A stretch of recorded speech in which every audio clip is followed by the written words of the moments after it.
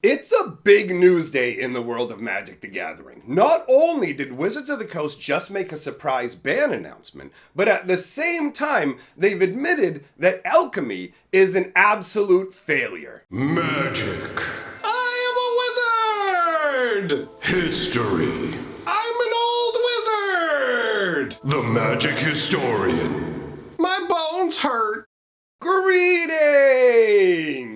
Owners of fine luxury cardboard rectangles, my friends!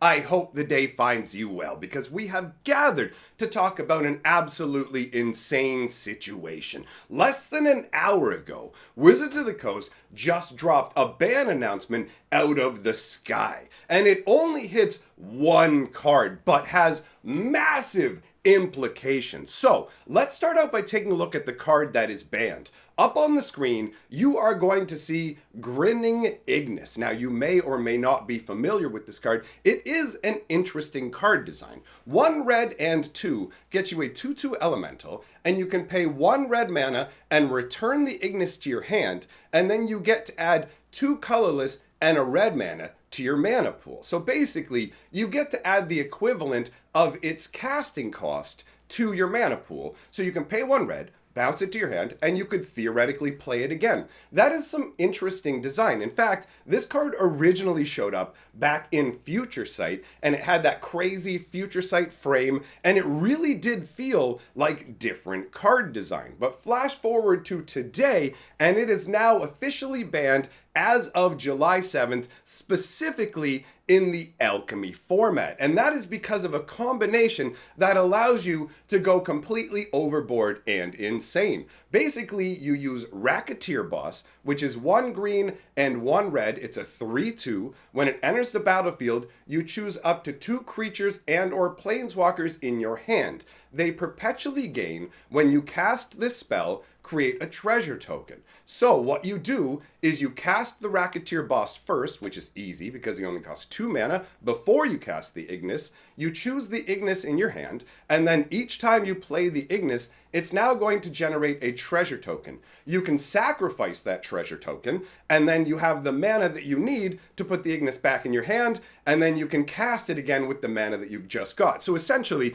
every time the Ignis is coming out now, it's giving you the mana to bounce it back, and every time you bounce it back, you can cast the Ignis again. So you can use this in conjunction with cards like Cabaret Revels, for example, which is 1 green, 1 red, and 1 for an enchantment that says, whenever you cast a creature spell, seek a creature card with lesser mana value, then put it onto the battlefield. So essentially, you can just bounce the Ignis a ton of times, and each time you do it, you can swing through your deck randomly. The game will grab a random creature that costs 2 and slap it into play. You don't even have to cast it, right? So this is just the tip of the iceberg in terms of what can be done here. Now, obviously, we run into the normal situation that we see with these kind of bannings where, look at the last 2 cards I mentioned. They're both rares in Alchemy. They're not being changed. They're not being banned. We're seeing the uncommon being banned. Why is that? Because ultimately, Wizards wants you to be spending your resources acquiring the rares. And if they ban rares, that means they have to give you back wildcards, and there are less rares for you to chase. So they've chosen to ban the Grinning Ignis. Now, this is the way that bans normally happen in Magic the Gathering, but we have a huge problem in this situation in that this banning is in a format that technically shouldn't be able to have bannings, and that is Alchemy, right? Alchemy is a problem for me already. I did not like its inclusion on Arena. In fact, once Alchemy showed up, it really kind of drove me away from Arena. I really didn't appreciate the level of pressure that they put on you to play it and the amount of resources they're spending focusing on it instead of adding additional things to the game. But really the breaking point for me with Alchemy was them forcing it into Historic, where we had a non-rotating format that we could enjoy, where the cards were static, and aside from the normal tools for managing a format like banning, we would have somewhat of a stable scenario. For those of you who don't know, back in the day, at the beginning of Arena, because I was part of the original testing of Arena, back in the day, it wasn't the way that it is now. It was a completely different kind of setup and vibe in terms of the way they were viewing standard and rotating the cards out. They were basically just kind of pushing things off and making it seem like we weren't ever going to get a non-rotating format. Like we were just going to have to go keep getting standard cards, and you can only use the extra cards in a direct challenge kind of way. And then they grudgingly finally created the historic format, but told us we would have to pay double rare prices, right? 2 rare wild cards just as the admission price because it'll be more fun. They actually said that. They said it would be more fun for us to spend more wild cards because they didn't want us to have a static format that we could enjoy that they couldn't muck about in. Look at what they're doing out there in the real world of physical Magic.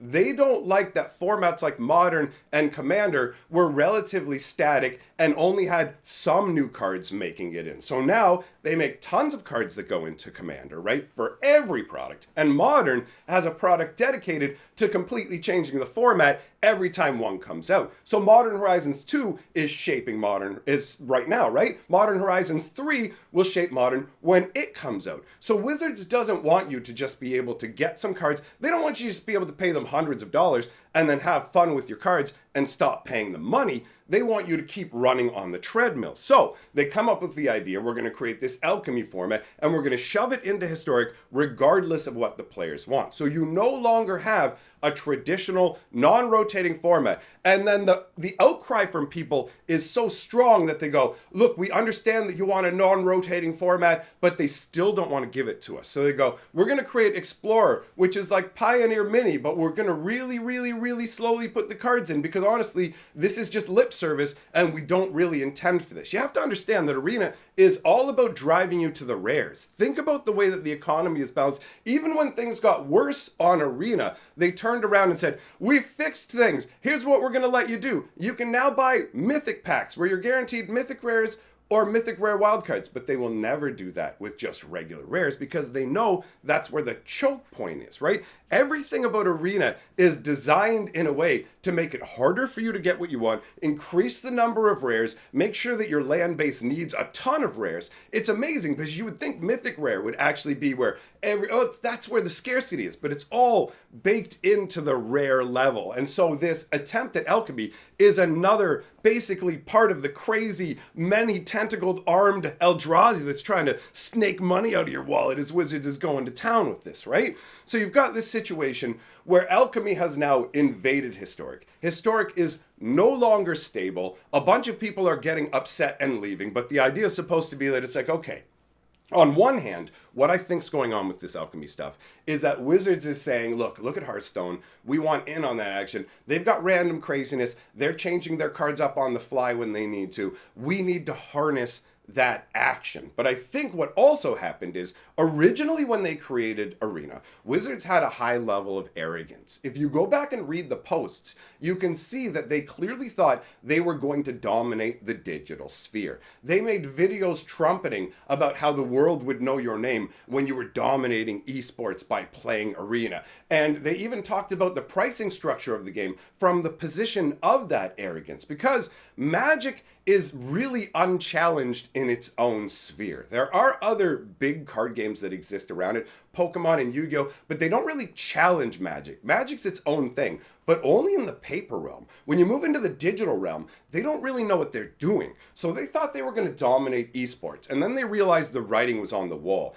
They were like, okay, we're not getting the viewership. It's never going to be the massive esports thing that we want it to be. So then they go, let's change we're going to bring back the Pro Tour physically, but at the same time, let's shift the whole concept of Arena more towards the Hearthstone random digital insanity. We can shift it wherever, and we'll just kind of let the more competitive esports people drift away and draw in this new Hearthstone crowd, and that will be who we sort of feed on. So they have this model. That's what I think. I think they don't care about the old mentality, and they're now operating the same way they do with paper Magic, where they're like, you're only going to be around as a customer for a year and a half. I may as well get my cash from you. and get out. So we reach this position where now through this banning that they've done here, it's essentially admitting that Alchemy is a failure at the one thing it was created to do. Because Alchemy specifically is the format where they go, look, why do we want to do Alchemy? Because it allows us to be dynamic.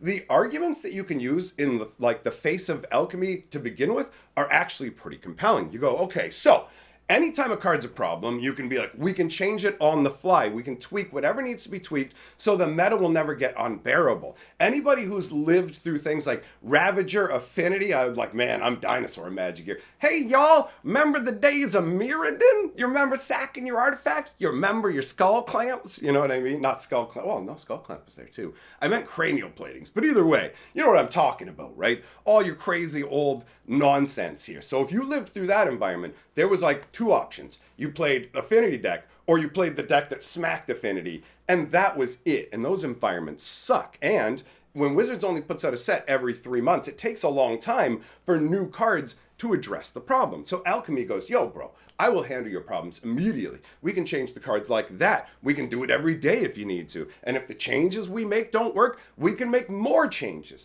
So from the surface, it looks like, bro, you've got this dynamic ability to shift into whatever's needed, take away problems, add in power to weak cards, which I liked at first because a lot of cards can come in low on the power scale. And then after you see it in action, you go, you know what? Bump up that one's power, add an extra to this ability, whatever. It lets them play around more with design and gives you more freedom, which is really cool.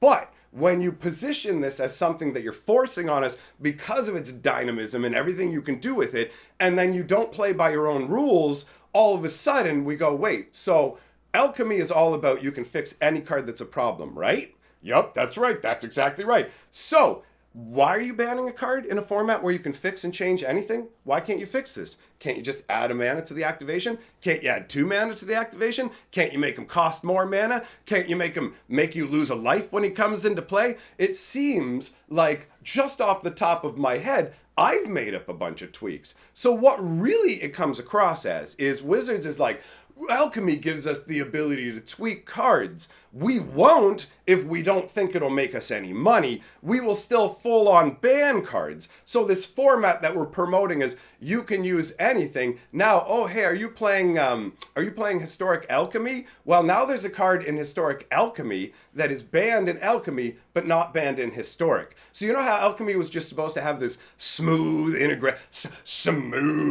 integration into Historic? Nah, son, that ain't happening. Now it's sticking out like a big sore thumb, an extra layer of obnoxiousness. Like, it just rubbed me the wrong way already that when I logged into Arena, it was always preloading me into Alchemy, like it wants to boost the Alchemy numbers. Get into the Alchemy queue, play the Alchemy queue. It's like, I see what you're doing. Every time one of us logs in and clicks on the Alchemy queue and doesn't realize it, we'll play maybe a couple games in the Alchemy queue. So you're bumping up the numbers so the people playing Alchemy are coming back.